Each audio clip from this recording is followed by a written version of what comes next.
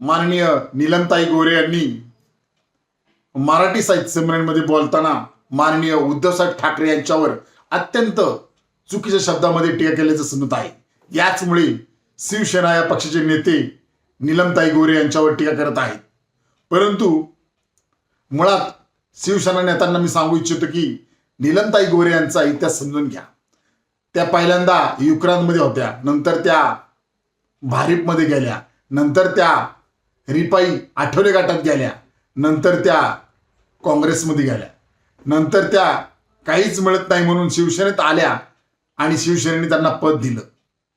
परंतु मी शिवसेनेच्या नेत्यांना सांगू इच्छितो की ज्या आंबेडकरी चळवळीमुळे त्या महाराष्ट्र राज्यामध्ये नीलमताई गोरे नावारूपास आल्या, त्याच आंबेडकरी चळवळीला त्यांनी पाठ दाखवली आणि त्याच आंबेडकरी चळवळीशी ते एकनिष्ठ राहिले नाही।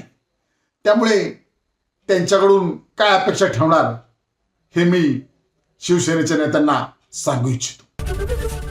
एबीपी माझा, उघडा डोळे बघा नीट।